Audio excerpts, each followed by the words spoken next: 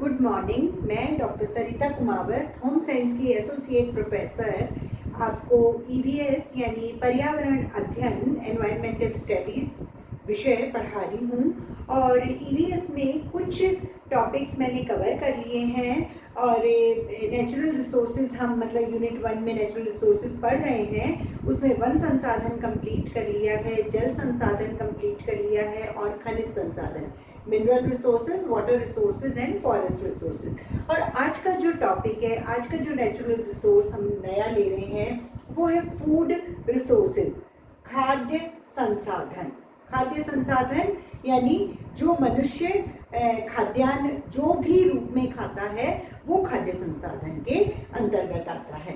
तो मनुष्य कृत्रिम रूप से या प्राकृतिक रूप से उसको जो भी उत्पादित पदार्थ मिलते हैं, और भले ही वो प्रकृति दे रही है या कृत्रिम रूप से बन रहा है, तो जो भी उत्पादित पदार्थ मनुष्य अपने भोजन के रूप में या भोजन के लिए प्राप्त करता है, हम उसे खाद्य संसाधन के अंतर्गत लेते हैं। मनुष्य के लिए जो खाद्य आपूर्ति होती है, खाद्य आपूर्ति के स्रोत 3 हैं। पहला है एग्रीकल्चर क्रॉप्स, दूसरा लाइव स्टॉक्स और तीसरा है फिशेस। पहला है कृषि फसलें। तो कृषि की जो फसलें होती हैं उनसे जो भोज्य पदार्थ प्राप्त होता है वो मनुष्य अपने खाद्यान्न के रूप में वो खाता है। तो जो हमारा वर्ल्ड है उसमें करीब 3000 वनस्पतियाँ जो है वो हमारे विश्व स्तर पर ये वनस्पतियाँ 3000 स्पेसीज हमें मतलब खोजबीन की गई है कि इतना जो है वनस्पति हम ले सकते हैं। लेकिन 3000 स्पेसीज में से सिर्फ 300 प्रजातियाँ ही विश्व स्तर पे भोजन के रूप में काम में आती है। उन 300 में से भी जो बड़े स्तर पे यूज होती है वो सिर्फ 100 फसल होती है, 100 तरह के भोज्य पदार्थ होते हैं। और उन 100 में भी संपूर्ण विश्व में जो सबसे ज़्यादा भोजन खाया जाता है वो 20 फसलें होती है, और उन 20 फसलों पर संपूर्ण विश्व जो है वो निर्भर रहता है। जैसे गेहूं है, चावल है, दाल है, मतलब संपूर्ण विश्व में 20 फसलें तो ऐसी है जो प्रत्येक देश में यूज होती है। तो एग्रीकल्चर क्रॉप्स जो हैं वो खाद्य आपूर्ति का स्रोत है। दूसरा जो है वो है पालतू पशु, लाइव स्टॉक्स। मतलब अगर हम पुराने समय में देखें तो आदि मानव भी जंतु शिकार से अपना भोजन करता था। लेकिन उसके बाद में अगर आज के कॉन्टेक्स्ट में हम देखें कि क्या हम आज भी शिकार कर रहे हैं? शिकार नहीं कर रहे हैं, लेकिन हम पशुओं से हमारे लिए खाद्यान्न और भोजन तो प्राप्त कर रहे हैं। जैसे कि अगर हम देखें कि जो दूध हम उपयोग में ले रहे हैं वो गाय का, भैंस का, बकरी का, किसी भी एक पशु का होता है, तो वो एक पालतू पशु का ही उत्पाद हुआ। मतलब वो जो भोज्य पदार्थ है वो पालतू पशु से भोज्य उत्पाद हुआ। उसके बाद में जैसे मुर्गे से अंडे ले सकते हैं, मीट यूज होता है कई देशों में, भेड़, सुअर, बकरी, इन सब का, या फिर कई जगह पक्षी भी खाए जाते हैं। तो मतलब पालतू पशु जो है वो भी लोग खाद्यान्न के रूप में खाते हैं। और तीसरा जो है वो है फिशेस, मछली। मछली को एक अलग से वर्ग में इसलिए रखा है क्योंकि कई देशों में सिर्फ मछली के ऊपर ही बेस्ड है ये पूरा जो खाना, और जो होता है वो फिश रिलेटेड भोजन होता है उस जगह। और वो उस जगह फिश वाला खाना इसलिए भी खाते हैं क्योंकि फिश प्रोटीन रिच होती है। तो प्रोटीन रिच फूड खाने के लिए उन जगह फिशेस को जैसे ऐसे उत्पादित किया जाता है कि कृत्रिम रूप से भी होता है, एक्वेरियम वगैरह बना के भी करते हैं, और नेचुरली भी फिशेस का उत्पादन होता है और वो यूज करते हैं। तो इस तरह से ये खाद्य आपूर्ति के स्रोत हुए। उसके बाद में हम खाद्य संसाधन में एक और टॉपिक ले रहे हैं, वर्ल्ड फूड प्रॉब्लम, यानी विश्व खाद्य समस्याएं। विश्व खाद्य समस्याएं जो हैं वो वैसे तो कई तरीके की हैं, लेकिन विश्व खाद्य समस्या में जो मेनली मनुष्य के लिए समस्या है वो है कुपोषण। और कुपोषण को हम कई तरह से कह सकते हैं, जैसे एक है अंडर नरिशमेंट और एक है मैल नरिशमेंट। अंडर नरिशमेंट का मतलब ये है कि क्वांटिटेटिव उनको अवेलेबिलिटी कम है, यानी उन व्यक्तियों को या उन मनुष्यों को जिनको क्वांटिटी ही नहीं मिल रही है भोजन की, उनको पूरी ऊर्जा ही नहीं मिल रही है, उनको कोई ब्रेड चपाती, मतलब एक होता है ना कि भाई भरपूर रोटियां तो मिल जाए जिससे कि वो जिंदा रह सके, तो उसको क्वांटिटी पूरी नहीं मिल पाती। तो जिस जनसंख्या को पूरी ऊर्जा वाला भोजन नहीं मिल पाता, पूरी क्वांटिटी नहीं मिल पा रही है भोजन की, तो वो अंडर नरिश्ड रह जाता है।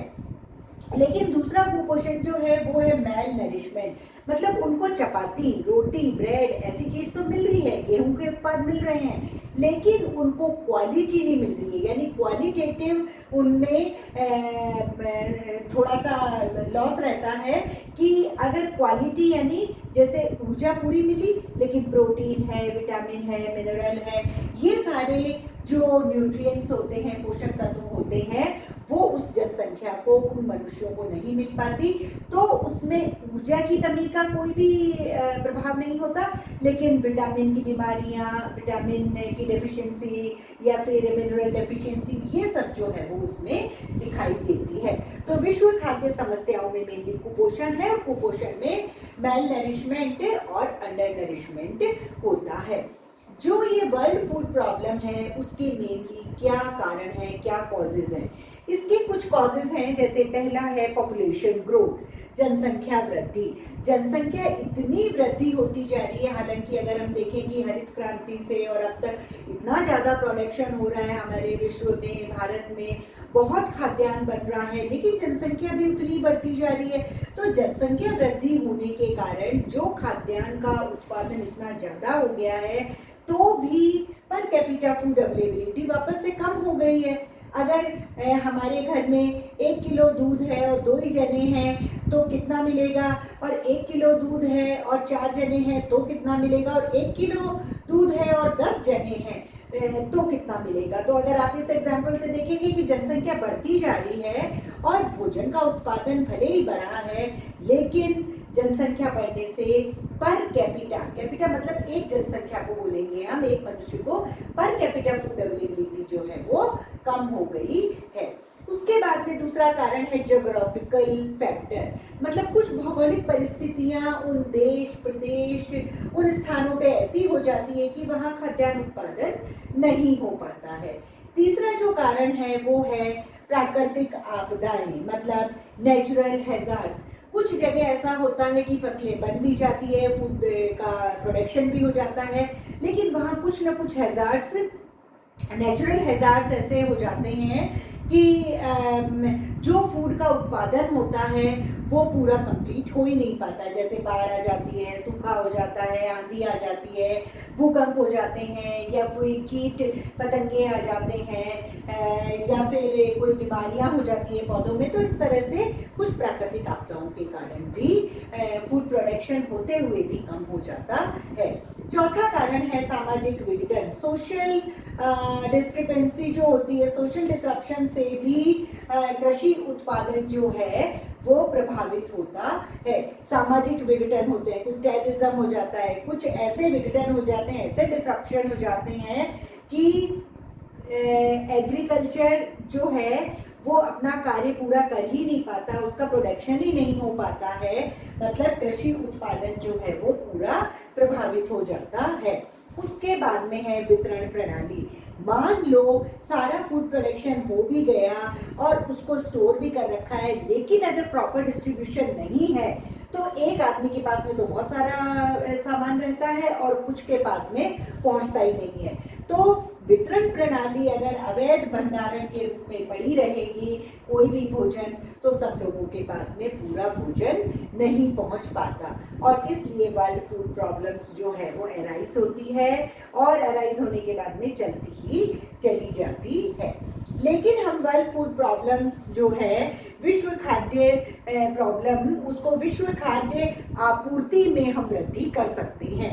मतलब हमको विश्व खाद्य समस्या होगी ही नहीं, क्योंकि विश्व खाद्य आपूर्ति में अगर हम वृद्धि कर दें किसी भी रूप में। कैसे वृद्धि करेंगे? एक तो कृषि योग्य भूमि जो है उसको इंक्रीज करेंगे। कृषि योग्य भूमि को हम ज़्यादा से ज़्यादा लेंगे तो उससे ज़्यादा प्रोडक्शन होएगा, एग्रीकल्चर प्रोडक्शन, और पर कैपिटा फूड अवेलेबिलिटी बढ़ जाएगी। सिंचाई की व्यवस्था अगर हम प्रॉपर करेंगे, ज़्यादा करेंगे, अच्छी करेंगे, उन्नत रूप में करेंगे, अच्छी टेक्नोलॉजी यूज़ करेंगे तो भी खाद्यान्न ज़्यादा बन जाएंगे। अगर good seeds and good fertilizers, मतलब बेस्ट अच्छे वाले उन्नत बीज, उन्नत खादें, अगर हम उन्नत खाद यूज़ करेंगे तो भी फूड प्रोडक्शन जो है वो फसलें वगैरह बहुत अच्छा प्रोडक्शन देगी। और उसके बाद में उचित वितरण प्रणाली, जितना भी भोजन या खाद्यान्न बना है, प्रोडक्शन हुआ है, उसको एक सही मायने में उचित डिस्ट्रीब्यूशन होना चाहिए, उचित वितरण होना चाहिए, प्रत्येक नागरिक के पास में भोजन पहुंचना चाहिए, तो फिर विश्व खाद्य समस्याएं नहीं होंगी। ये सब खाद्य संसाधन के बारे में था, और इसी के कंटिन्यूएशन में मैं आगे लेक्चर में भी फूड रिसोर्सेज के बारे में ही पढ़ाऊंगी।